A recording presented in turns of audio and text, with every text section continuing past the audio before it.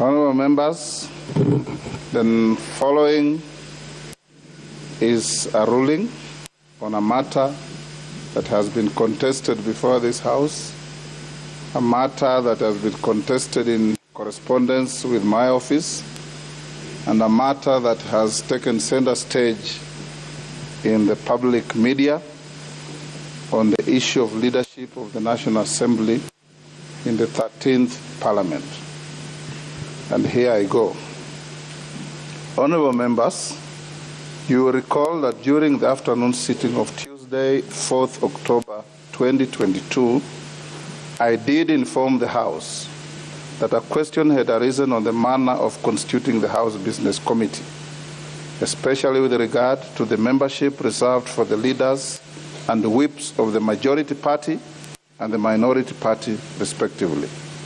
In guiding the House on the business to be transacted before the establishment of the House Business Committee and the manner in which the business would be moved, I did indicate that a question had arisen as to who the bona fide leader of the majority party in the House is.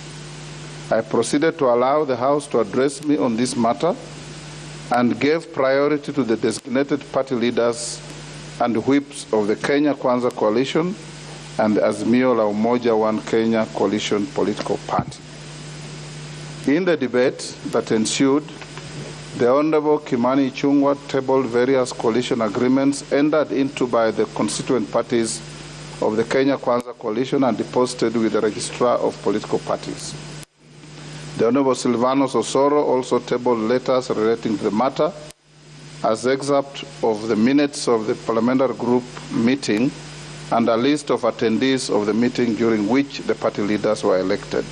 Similarly, honorable members, the Honorable Opio Wandai tabled a copy of a letter dated 7th September 2022 from the Registrar of Political Parties addressed to the Clerk of the National Assembly, conveying what the Registrar termed as constituent parties of the Azimio la Umoja One Kenya coalition party, the Kenya Kwanza Alliance, the name of one party which was not affiliated to any coalition, and an indication of parties that had filed constitutional petitions and objections on their membership of the Azimio coalition.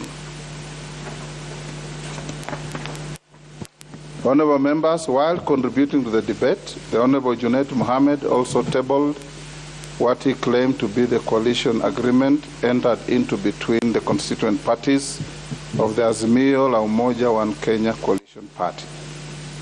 Several other members also weighed in on the matter, including the Honorable Member for Garissa Town, Adan Duale, nominated member, the Honorable John Badi, the member for Ugenya, the Honorable David Ocheng, the member for Tiati, the Honorable William Kamket, the member for Kimilili, the Honorable Didmas Baraza, the member for Kadhiani, the Honorable Robert Mbui, the member for Inakoi, the Honorable Samuel Chepkonga, the member for Embakasi East, the Honorable Babu Wino, the member for Kiharu, the Honorable Ndindi Nyoro, nominated member, the Honorable Sabina Chege, the member for Kibwezi West, the Honorable Mwengi Mutuse, the member for Mandera North, the Honorable Bashir Abdullahi, the member for Laikipia North, the Honorable Sarah Korere, the member for Ganze, the Honorable Kenneth Kazungu Charo, the member for Alego Songa, the Honorable Samuel Atandi. Other honorable members who spoke on the matter include the member for Tinderet, the Honorable Julius Meli, the member for Kilifi North, the Honorable Owen Bayer, the member for Kabondo Kaspul, the Honorable Eva Obara, the member for Kangundo, the Honorable Fabian Muli, the member for Dagoretti South, the Honorable John Kiarie, the member for Embakasi South, the Honorable Julius Mawade, the member for Kiminini, the Honorable Bisau Kakai, the member for Mhaya, the Honorable Omboko Milemba, the member for Taraka, the Honorable George Murugara, the member for Dagoretti North, the Honorable Beatrice Elachi, and at the conclusion of the debate, I reserved my considered ruling for today. There are many other members who came up on a point of order. I need not mention them. On the onset, honorable members, permit me to amplify a portion of the contribution made by the Honorable John Badi, in which is key to the resolution of this matter. The Hansard records the Honorable Badi as having said that there is no contention over which members constitute the leadership of both the Kenya Kwanza coalition and the Azimio la Umoja One Kenya coalition. The only contention that exists and which formed the basis of the debate which ensued is over which of the two is the majority. Honorable members, Article 108 of the Constitution establishes the offices of party leaders in Parliament and outlines the order of precedence to be observed in the National Assembly. The article provides as follows: there shall be a leader of the majority party and a leader of the minority party. The leader of the majority party shall be the person who is the leader in the National Assembly of the largest party or a coalition of parties. The leader of the minority party shall be the person who is the leader of the National Assembly of the second largest party or a coalition of parties. The following order of precedence shall be observed in the National Assembly. That is sub-article 4 of 108. The Speaker of the National Assembly, the leader of the majority party, and the leader of the minority party. Honorable members, what is clear from the Constitution is that the leader of the majority party must lead either a party or a coalition of parties in the National Assembly. I invite the House to note my emphasis on the word either. Honorable members, Article 92 of the Constitution mandates Parliament to enact legislation on various aspects of political parties. To this end, the Political Parties Act 2011 was enacted. This law has been amended severally, including as late as February this year. Honorable members, you will note that Section 2 of the Political Parties Act 2011 defines a political party as an association of citizens with an identifiable ideology or program that is constituted for the purpose of influencing public policy or nominating candidates to contest elections. The term is further defined to include a coalition political party.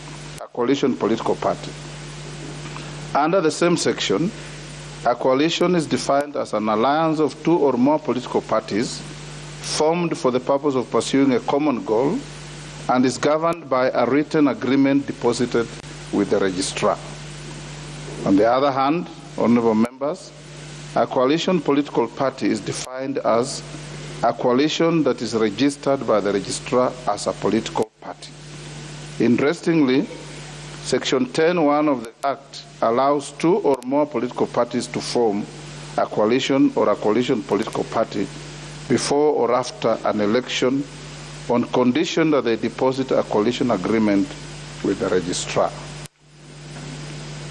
Honorable members, what I discern from these definitions of Section 10(1) of the Act is that Parliament, in its wisdom, legislated as follows: that two or more political parties may form a coalition or a coalition party and deposit a written agreement with the registrar. Further, that a coalition of two or more parties may register itself as a political party with the registrar under the Act.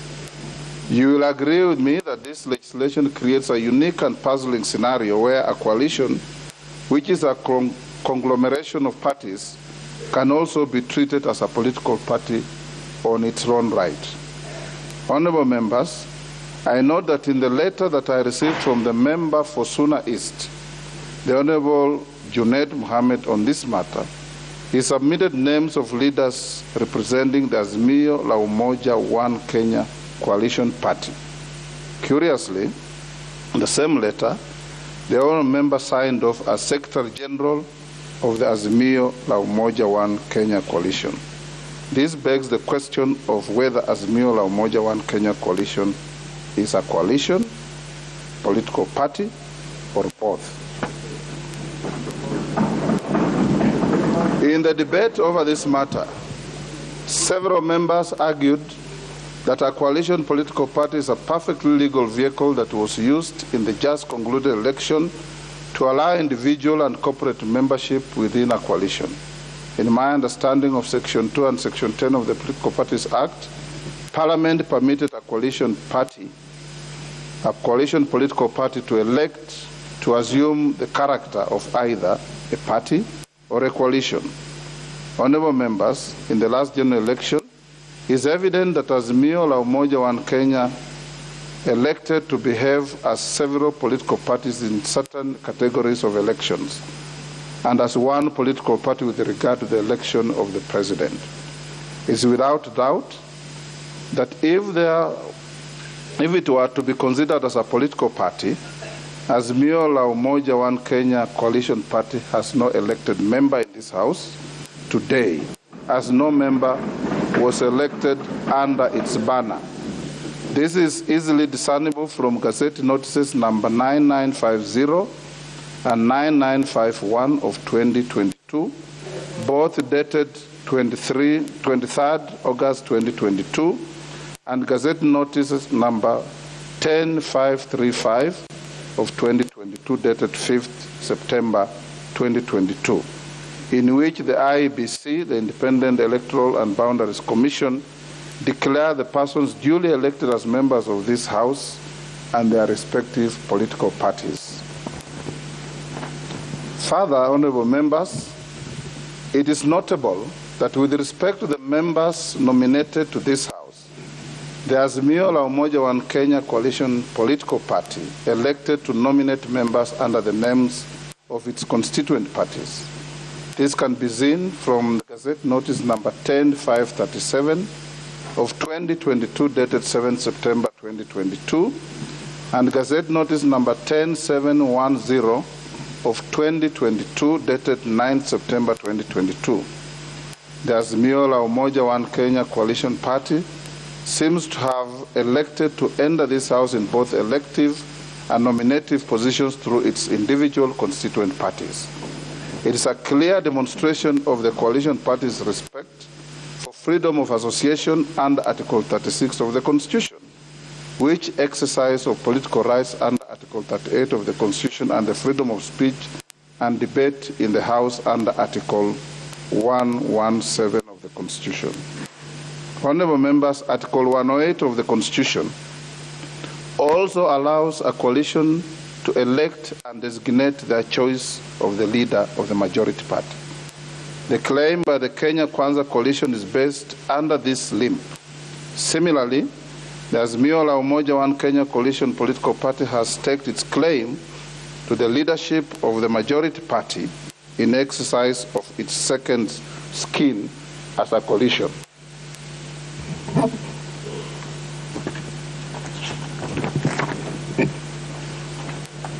Honourable members, what is clear from the Constitution is that the leader of the majority party must lead either a party or a coalition of parties in the National Assembly, and not both. Indeed, I noted earlier in this communication, in determining the matter confronting the House today, one must ask the question whether the entities claiming the leadership of the majority party are parties or coalitions. The provision of the Constitution seems not to envisage the position of the leader of the majority party being claimed by an entity that is both a party and a coalition of parties. It is apparent that, honourable members, while the Azimio la Umoja One Kenya coalition political party elected to behave as a political party in certain categories of elections in the last general election, it has now staked its claim to the leadership of the majority party in this House, using its second skin as a coalition. The issue that arises at this stage is whether this conduct is in conformity with the expectation of Article 108 of the Constitution, which requires an entity to elect one of the two choices. You will recall that before the Sindie adjournment of the 12th Parliament, the standing orders were amended to insert a new standing order 2B. This provision requires the Clerk of the National Assembly to obtain a certified copy of any coalition agreement entered into between two or more political parties. This amendment was necessitated by a dispute that arose at the beginning of the 12th Parliament on the entitlement of the constituent parties of the then National Super Alliance Coalition, commonly referred to as NASA Coalition, to a share in the membership of the Parliamentary Service Commission. It was not possible for the then Speaker to resolve the issue without access to and perusal of the then NASA Coalition's agreement deposited with the Registrar.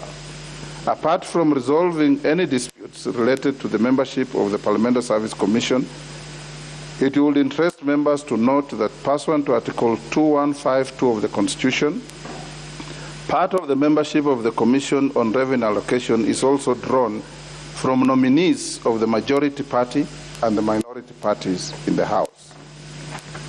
This is the basis upon which the standing order was introduced in the last Parliament so as to enable the Speaker to discern the undertakings made by the parties with regard to the positions available to the House.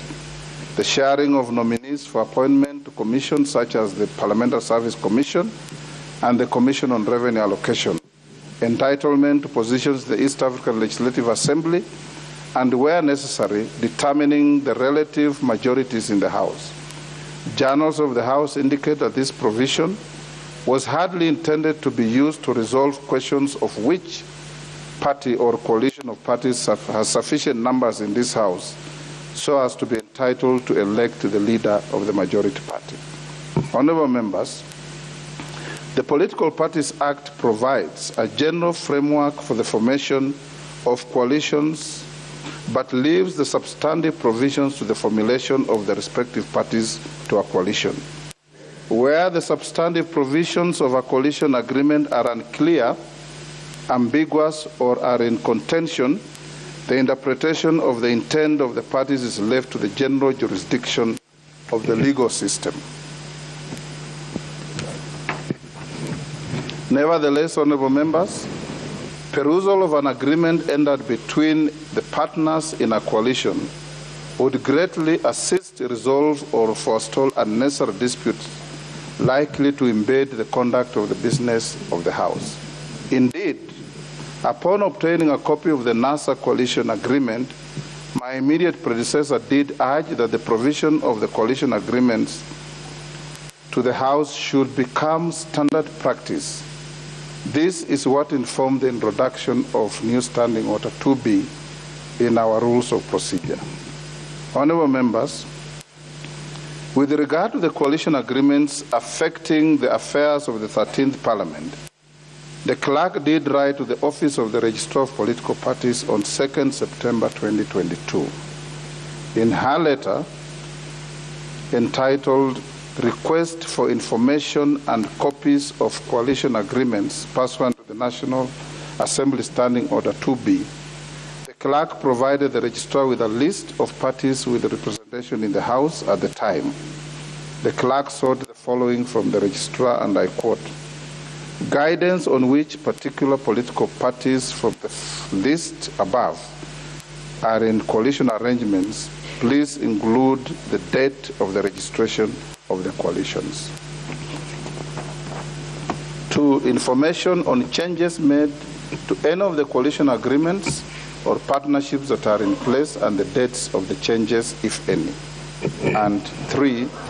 Certified copies of the coalition arrangements entered into by any of the parties listed herein. Honourable members, in response, the Registrar noted that at 21st April 2022, Azimio la Umoja One Kenya Coalition Party comprised 26 political parties, namely Jubilee Party, JP, Orange Democratic Movement, ODM, Wiper Democratic Movement, WDM, Kenya African National Union, KANU, National Rainbow Coalition, NAC, National Rainbow Coalition Kenya, NAC Kenya, Muungano Party, Maendeleo Chapter Party, Democratic Action Party, DAP-K, Devolution Empowerment Party, United Party of Independent Alliance, United Democratic Movement, UDM, United Progressive Alliance, UPA, Pamoja African Alliance, PAA or PA, Kenya Union Party, KUP, United Democratic Party, UDP, Movement for Democracy and Growth, MDG, Kenya Reform Party, KRP, Chama cha Uzalendo, CCU, National Liberal Party, NLP, People's Trust Party, PTP, Ubuntu People's Forum, UPF, Party of National Unity, PNU, Labour Party of Kenya, LPK, and the Party for Growth and Prosperity. In the same letter, according to the registrar, the Kenya Kwanza Alliance comprises 15 political parties, with the United Democratic Alliance, UDA, Amani Congress, National Congress, ANC, Forum for Restoration of Democracy, Kenya, Ford Kenya, Chama cha Kazi, Communist Party of Kenya, CPK, the Service Party, TSP, Tuchibebe wa Kenya Party, Farmers Party, Devolution Party of Kenya, Economic Freedom Party, and the Umoja na Maendeleo Party as members of the coalition as of 3rd June 2022. Can the members take their seats?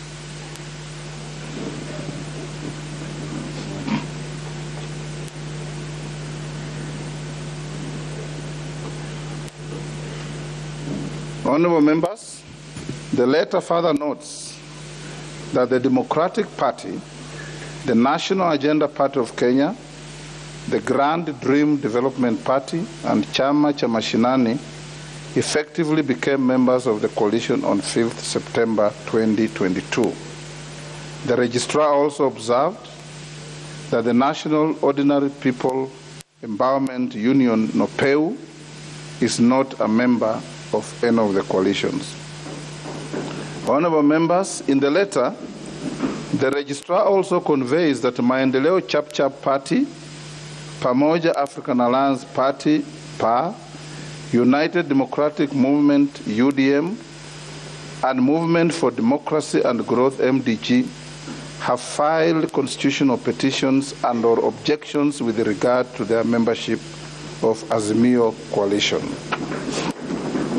It is notable that despite the written request by the Clerk of the National Assembly, the registrar did not convey certified copies of any pre-election or post-election coalition agreement entered into by the parties with the representation in this House in the response to the letter dated 7 September 2022. May I at this juncture, honorable members, report to the House that surprisingly, the registrar today morning at 8:30 a.m. submitted to me through the office of the clerk documents said to be the certified copies of the coalition agreements for the Kenya Kwanza Alliance Coalition and the Azimio la Umoja One Kenya Coalition Party. Curiously, whereas the registrar's letter to the clerk for the National Assembly is dated 3rd October 2022, the accompanying agreements bear a certification of the following day, which is 4th October 2022. The letter and the documents were delivered to the office of the clerk today, the 6th October 2022, more than 6 weeks after the request by the clerk. Seemingly, this may be read by any reasonable person to be a reaction to the proceedings of the House on Tuesday, 4th October 2022. Nevertheless, I have had occasion to peruse the documents accompanying the letter as against the documents tabled in the House on Tuesday this week. Despite attempting to advise the House on the status of the coalition agreements affecting the composition of the House as at 3rd October 2022, the registrar has again failed to mention the existence of any post-election coalition agreements. This is a glaring omission when viewed against the post-election coalition agreements tabled by the member for Kikuyu constituency during the proceedings. The post-election coalition agreements are critical to the Speaker for purposes of guaranteeing the constitutional rights and political freedoms of the members of this House elected under UDM, PAR, MCCP, and MDG. Honourable members, this now brings me to the submissions made by the Honourable Opio Wandai on the significance to be attached to the response of the Registrar of Political Parties, which he also tabled in the House on Tuesday this week, and any subsequent communication from the Registrar. It will be recalled, honourable members, that the distinguished member for Ugunja submitted that the Speaker has no other role apart from conveying information contained in the letter by the Registrar to the House. You will agree with me that this view is untenable for two main reasons. First, Section 10 of the Political Parties Act 2011 is clear that coalitions are not cast in stone but are an evolving arrangements which can occur both prior to and after election. The Registrar has shied away from making a determination on the post-election status of the existing coalitions in light of the submissions made by part of the membership of this House and letters written to me by a number of members relating to post-election coalitions. The Speaker ought not to be a conduit for this indecision insofar as it has the potential of curtailing the business of the House, which is an important constitutional arm of the national government. Secondly, you will also agree with me, honourable members, that the assertion by the honourable member for Ugunja is flawed on account of the history I have given on the House relating to the rationale of introducing Standing Order 2B. It is indeed an established parliamentary practice that the Speaker is not a mere conveyor belt of information. The Speaker must apply his mind to any communication or document before it is presented to the House or admitted for use in the House. This is important in order to comply with the standing orders of this House and to protect the dignity of the House. Honourable members, in the present instance, Standing Order 2B expressly requires the clerk to obtain a certified copy of any coalition agreement to assist the Speaker to ascertain the relative majorities of the House and facilitate the transaction of the business of the House. Certification of the document and determination of its veracity and admissibility is of prime importance. You will agree with me again, honourable members, that there would be chaos in this House if I was to make rulings on the basis of unauthenticated and verifiable and inadmissible documents that affect the rights of members. Honourable members, I do note that unless the Political Parties Act is amended or the House exercises its powers to call for evidence under Article 125 of the Constitution, there currently exists no express statutory obligation to the Registrar to furnish the House with the coalition agreements as contemplated under Standing Order 2B. As a matter of fact, the 12th Parliament noted this particular gap and proposed amendments to the Political Parties Act, whose introduction I approved in my communication issued during the afternoon sitting of Tuesday. Those members of JLAC have a job to do to cure this lacuna. Honourable members, attempts were made by members during the afternoon sitting of Tuesday, 4th October 2022, to table coalition agreements in support of the claims by the Kenya Kwanza coalition and Azimio la Umoja One Kenya coalition party. You will recall that I ruled the documents tabled by the Honourable Junet Mohammed as inadmissible owing to the inconsistencies that were apparent on the face of the document.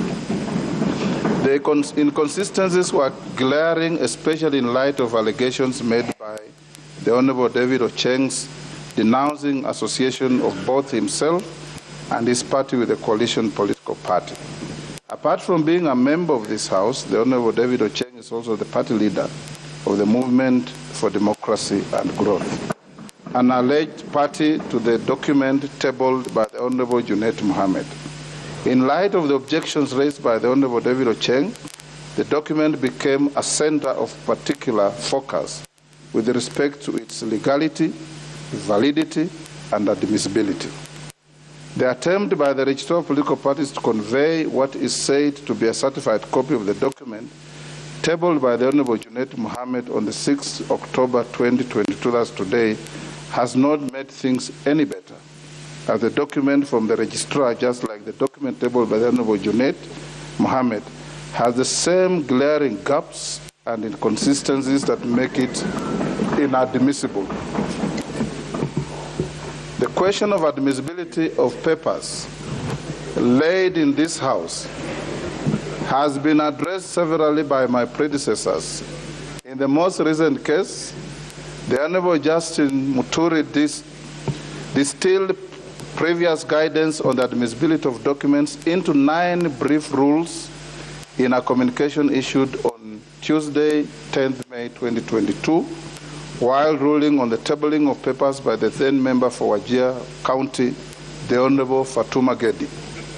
The then Speaker ruled that in assessing the admissibility and/or authenticity or otherwise of a document tabled in the House, the Speaker ought to examine whether the document, 1, relates to the matter for which it has been tabled, 2, is signed, and if it is a government document, by the authorized person or persons, 3, bears the emblem or logo of the institution or person from which it originated or coat of arms in the case of documents from government agencies, 4, clearly indicates the author and person to whom it is addressed, 5, discloses the origin or source of the document, 6, bears certification where a document other than the original is being tabled, 7, if electronic has been obtained from a source that does not permit alteration of content,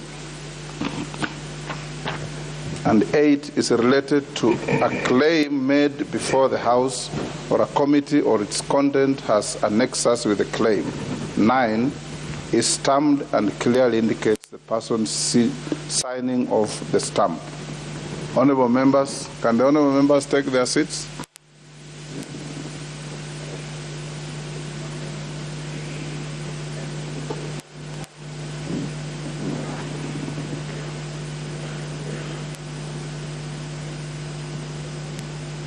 Honorable members, a perusal of the document tabled by the Honorable Junet Mohammed and the version conveyed by the Registrar of Political Parties reveals glaring inconsistencies in both documents. With regard to signatures, there is no uniformity in the manner in which the various pages of the documents have been signed off or initialed. Some pages in the documents contain fewer signatures than others, while page 3 of both documents in particular contains signatures that are hardly visible. The pagination of the 2 documents is also inconsistent. Order, honorable members. The pagination of the 2 documents is also inconsistent. Page 1 to 22 bear page numbers. Several pages with signatures bear no page numbers, and a paginated page appears randomly between unpaginated pages. I'm inclined to think that these are superimpositions. Honorable members, may I at this point bring to the attention of the House that several members said to belong to the Azimio la Umoja One Kenya Coalition Party have formally written to my office to denounce the association with the party. In a letter dated 9th September 2022 and received by my office on 22nd September 2022, the member for Ugenya constituency, the Honorable David Ocheng, wrote to convey the decision of his party, the Movement for Democracy and Growth, to terminate its membership with the Azimio la Umoja One Kenya Coalition Party. In the letter, the Honorable Ocheng also noted that his party is now a member of Kenya Kwanza Coalition.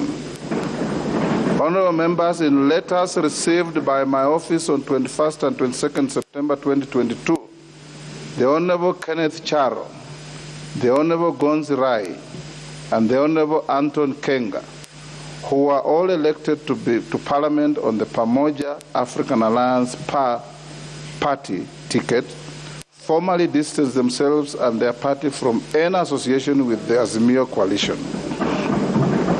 The three categorically noted that their party should only be associated with the Kenya Kwanza coalition, with which it has entered into its only existing coalition agreement.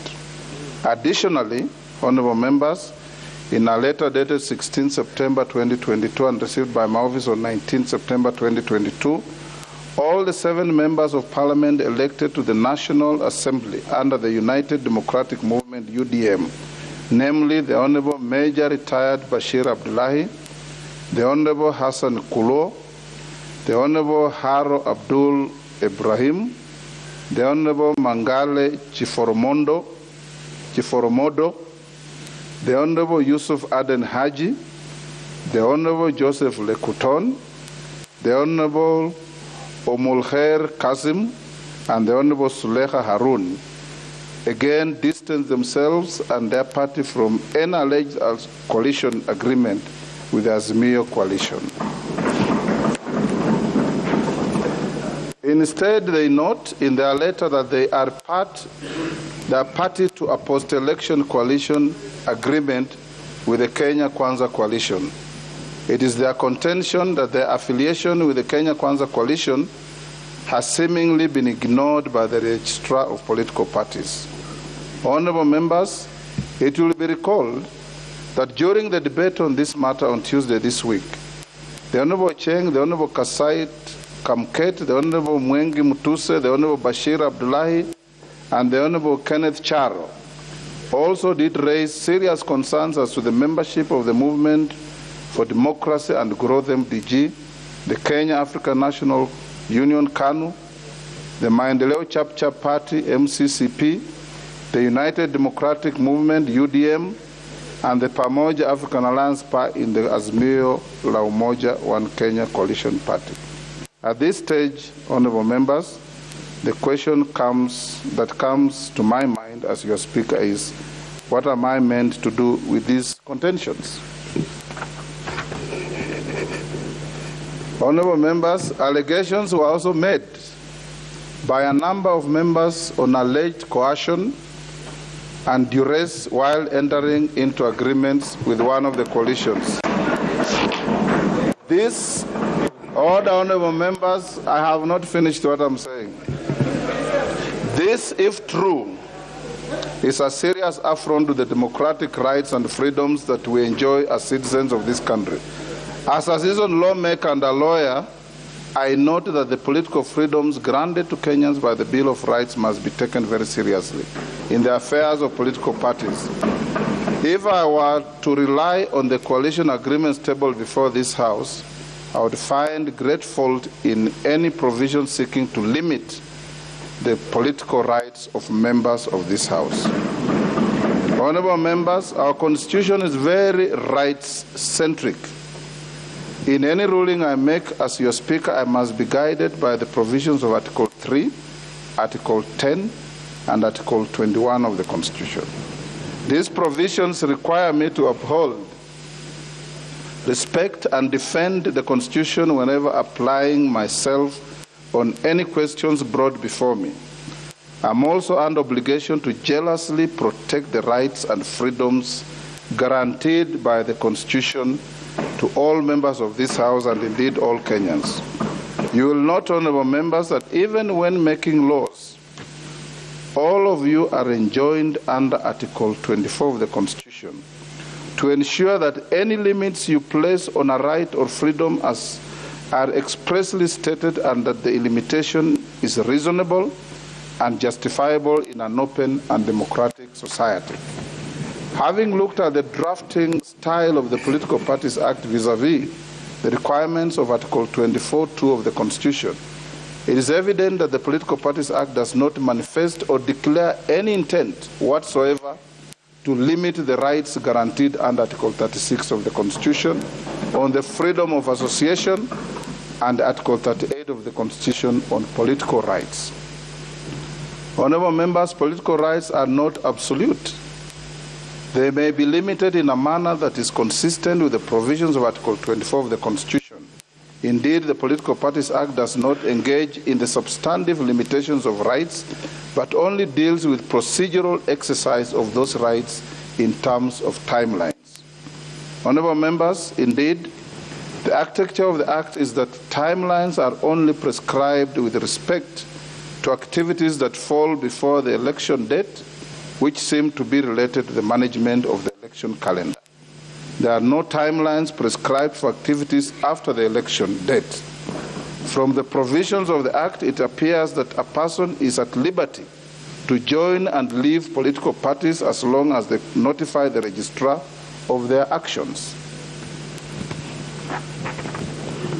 Honorable members, I'm not sure whether a provision of a coalition agreement regulating the period within which a member may exit a coalition would pass the test of being compliant with the Political Parties Act in the first instance, or the Constitution, or the Constitution in the second instance. Fortunately, that is not for me to decide. I trust those who are aggrieved will find their way to courts of law in exercise of their powers under Article 165 of the Constitution.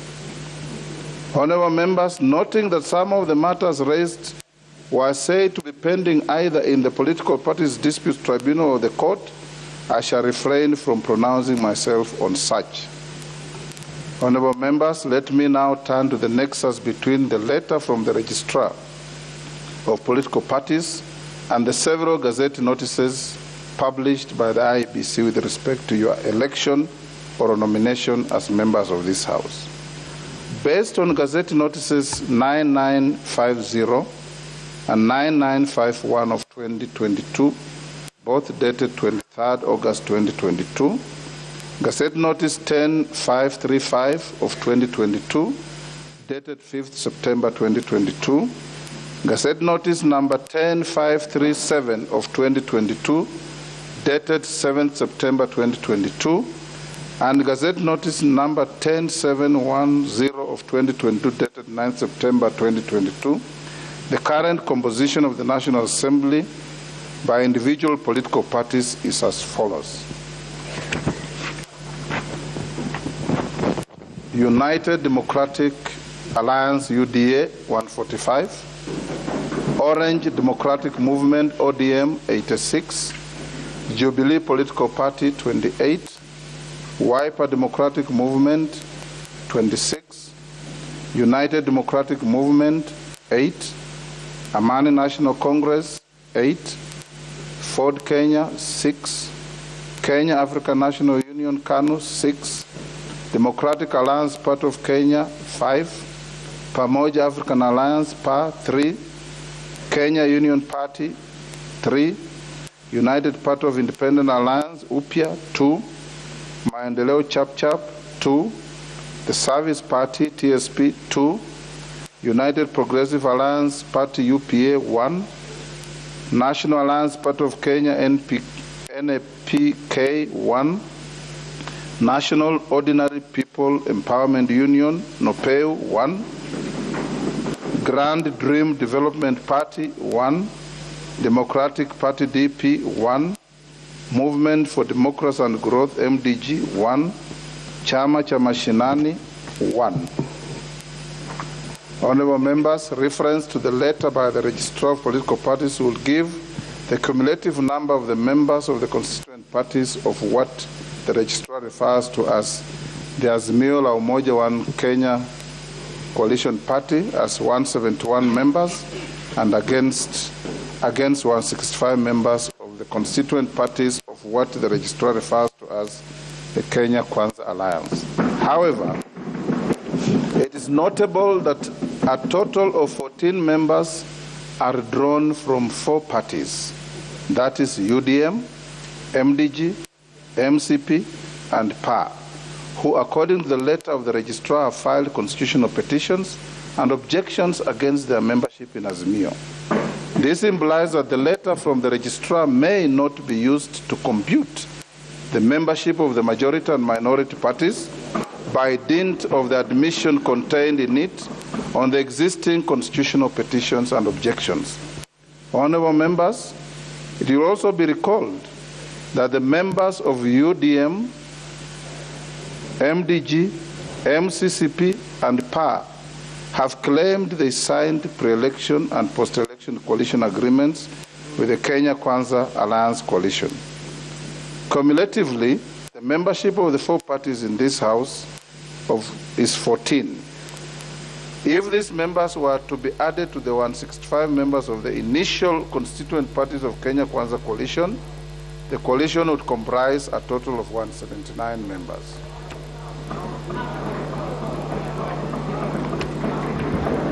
Consequently, the Azimio coalition would then, I have not finished this ruling at all. Order, members. If you listen,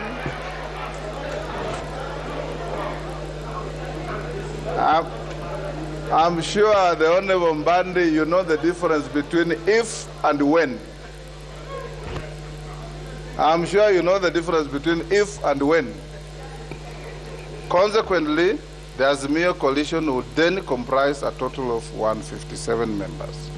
However, honorable members, the pending constitutional cases and objections by members of UDM, MDG, MCCP, and PAR, noted by the registrar of political parties in addition to the letters sent by the members and the contentions recorded during Tuesday's sitting, have a profound bearing on the matter at hand insofar as the same relates to the business of the House.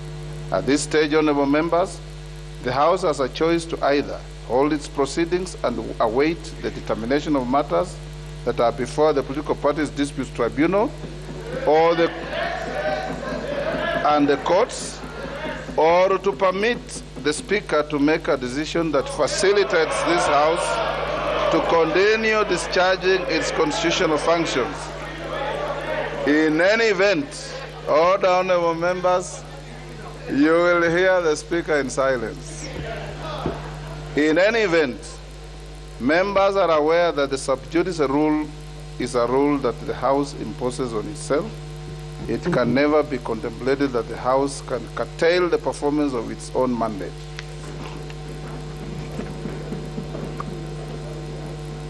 Can the honorable members at the bar take their seats?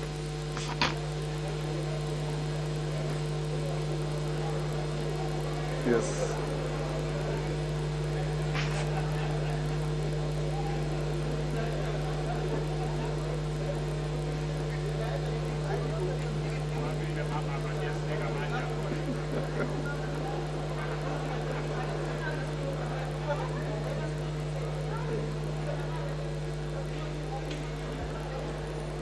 Honorable members, take your seats or take your walk. I've given you. Okay, honorable members, as this includes, among others, the formation of not only the House Business Committee but also other key committees of the House, whose membership must be appointed within a prescribed timeline of 7 days, and others that are extremely critical to the functioning of this House and the national government. Honorable members, the committees that ought to be constituted within 7 days include the following: the House Business Committee, which determines, prioritizes, approves the business to be considered by this House, under Standing Order 171. The Committee on Selection, which is responsible for nominating members to serve in committees, under Standing Order 172. The Committee on Appointments, which is responsible for vetting of persons nominated to serve as cabinet secretaries under Article 152(2) of the Constitution. The Budget and Appropriations Committee, which is responsible for consideration of the budget estimates. The National Government Constituencies Development Fund Committee, which is responsible for overseeing the policy and legislative framework matters relating to NGCDF.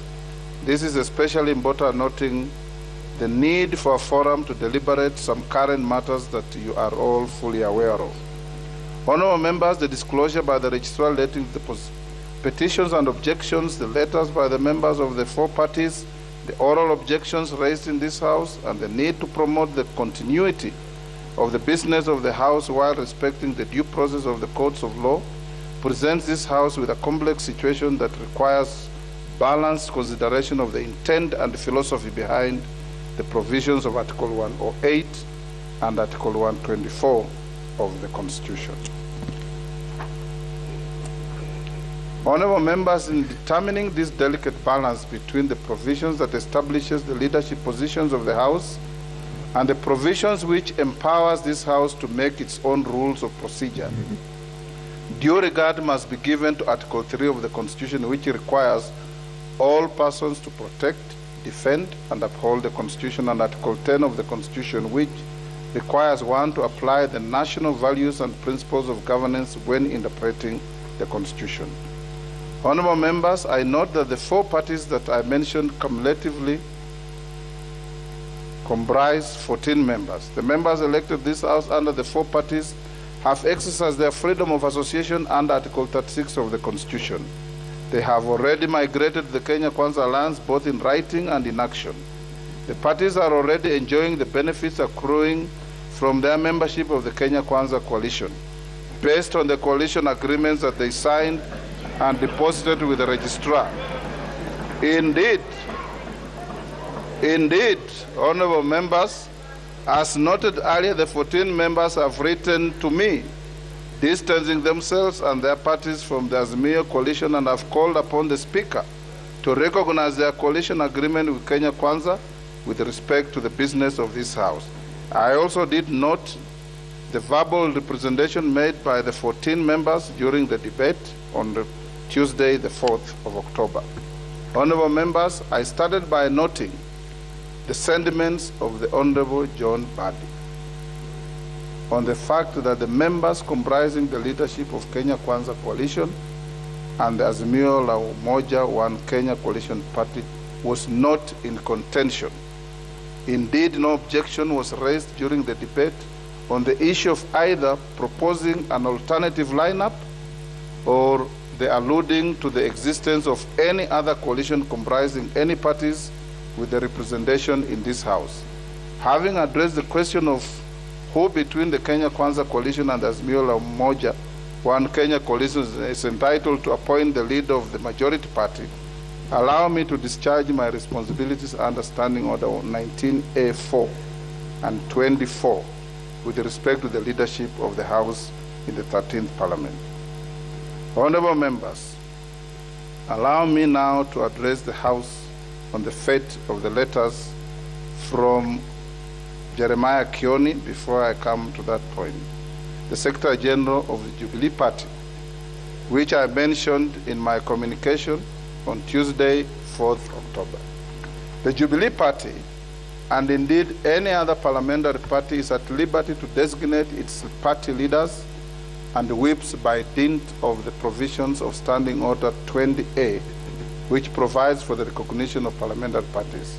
Specifically, the Standing Order provides that a parliamentary party has the right to designate a leader and whip of the party in the House for purposes of the transaction of the business of the House. However, in parliamentary practice, the House frowns upon any purported communication emanating from strangers, especially if the matter relates to the internal organization of sections within the House. This is intended to ensure that the House only deals with persons that it can interact with and hold to account should need arise. For clarity, Standing Order 28.3 provides, and I quote, the names of the members designated as party whips shall be communicated to the Speaker in writing by the leader of the majority party on behalf of the majority party, by the leader of the minority party on behalf of the minority party, and the leader of a parliamentary party in the National Assembly in a case of a parliamentary party that is not part of the coalition forming the majority party or the minority party.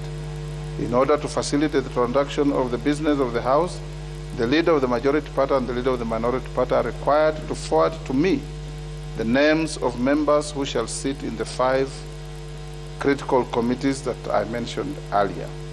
Honorable members, Standing Order 1711F provides that apart from the House leadership, the House Business Committee consists of 9 other members nominated by the parliamentary parties, reflecting the relative majorities and taking into consideration the interests of parties other than parliamentary parties and independents. Furthermore, honorable members, Standing Order 1711C provides that besides the House leadership, the Committee on Selection consists of not less than 11 and not more than 21 members nominated by the parliamentary parties, reflecting the relative majorities and taking into consideration the interests of parties other than parliamentary parties and independents. Standing Order 2041 provides that apart from the leadership of the House, Committee on Appointments consists of not more than 15 other members nominated by the House Business Committee on the basis of proportional party membership, taking into account consideration the numerical strength of the parties and interests of independents. Honorable members, upon formation of the committees on selection, I will be asking the party leadership to nominate members for appointment to the rest of the committees within particular priority to the Budget and Appropriations Committee and the National Government Constituency Development Fund Committee. It is imperative that in nominating the members of the committees, majority and minority leaders should, as much as possible, take into account and consideration the gender representation, the need for national balance, and the interests of parties other than parliamentary parties, and indeed the independents. As to the completeness of the membership of the aforementioned committees, you will note that I have reserved some slots for independent members in each of the 3 committees whose nomination ratios I have specified. This is to ensure adherence to the standing orders, which require the recognition of the various shades of opinion represented in the House. As my predecessor noted in the 12th Parliament, the Speaker should protect the independent members and small parties in the nomination to and discharge from committees. Honorable members, in summary, therefore, my considered determination on the matter raised is as follows. 1. Alleged coercion. That the consideration of the various allegations of coercion and duress at the time of entering into coalition agreements and then appropriate remedy for the same lies outside the authority of this House. 2. The place of members of UDM, PA, MCCP, and MDG. That in my considered opinion, it would be imprudent to treat the 14 members elected to the House under the UDM, Pamoja African Alliance, Maendeleo Chap, and the Movement for Democracy and Growth, MDG, as part of a coalition that they have expressly distanced themselves from and their parties. I am therefore persuaded that the 14 members and their parties are part of the Kenya Kwanza coalition. This, in my view, would be fair and in accordance with the previous rulings by my predecessors on related matters. 3, that with the 14 members, the membership of the Kenya Kwanza coalition stands at 179 members, while the membership of the Azimio la Umoja One Kenya coalition party stands at 157 members. This, by implication, indicates that the Kenya Kwanza coalition is the majority party, and the Azimio la Umoja One Kenya coalition party is the minority party in this House. 4, that the Kenya Kwanza coalition is entitled to appoint the leader of the majority party, while the Azimio la Umoja One Kenya coalition party is entitled to appoint the leader of the minority party.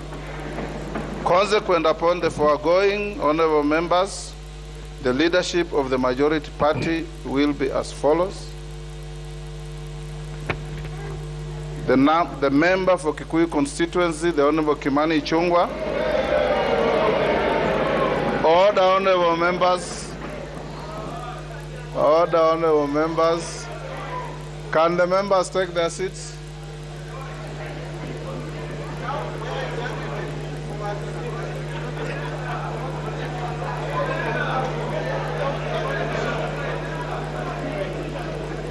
The member for Kilifi North, the Honorable Owen Baya, is the Deputy Leader of the Majority Party.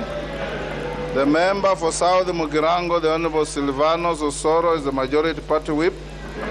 The member for Marsabit County, the Honorable Naomi Jilo Wako, is the Deputy Majority Whip. Leadership of the Minority Party. That with regard to the Minority Party, the member for Ugunja, the Honorable Pio Wandai, is the leader of the Minority Party. The member for Kadiani, the Honorable Robert Mbui, is the Deputy Leader of the Minority Party. The member for Suna East, the Honorable Junet Muhammad, is the Minority Party Whip.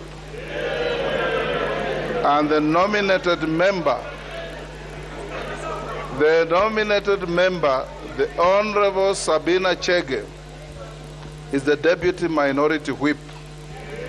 The letters from the Secretary General of the Jubilee Party, I have already touched on those, and we need not bother about them. That with respect to the House Business Committee, the leader of the Majority Party, the Honorable Kimani Ichung'wah, and the leader of the Minority Party, the Honorable Pio Wandai, are directed to submit not more than 4 members each to my office, latest by 10 a.m. on Tuesday, 11th October 2022. That with respect to the composition of the Committee on Selection, the leader of the Majority Party and the leader of the Minority Party are to submit 10 members and 9 members respectively to my office by the same date. That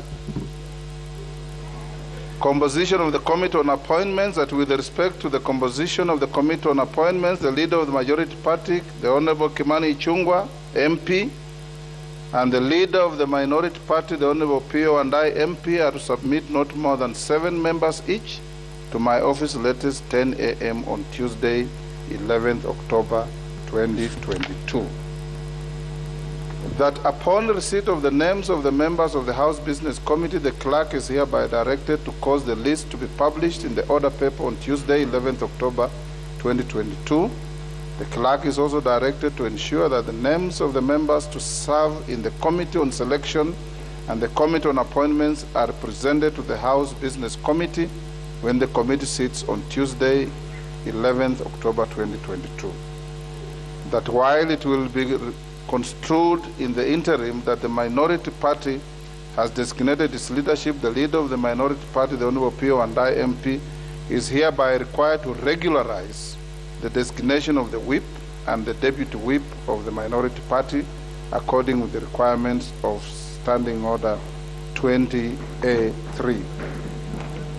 Remember, previously we were notified by the Honorable Junet. It's actually now the Honorable Wandai to notify the leadership and the Speaker on who your whips are.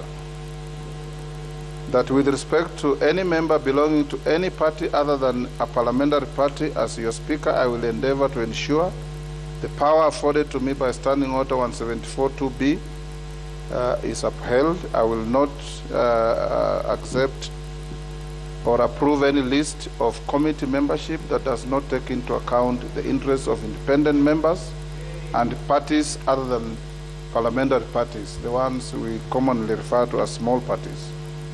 That pursuant to Standing Order 259, the marked seats in the front row of the chamber to my right and to my left are reserved for the persons occupying the offices of leadership of the Majority Party and the leadership of the Minority Party, respectively. That in accordance with Article 108 of the Constitution, the Parliamentary Service Act 209 and Standing Order 19, the Clerk of the National Assembly is hereby directed to take the necessary measures to facilitate the leadership of the House that has been appointed to move into their respective offices and access all other entitlements relating to their offices as has been approved by the Salaries and Remuneration Commission and the Parliamentary Service Commission. In conclusion, honorable members, today's guidance has been informed by my solemn duty to facilitate the continuity of the business of this House. The House will be at a standstill without a clear guidance on the leadership of the House. It is so directed. We now go back to the debate on the presidential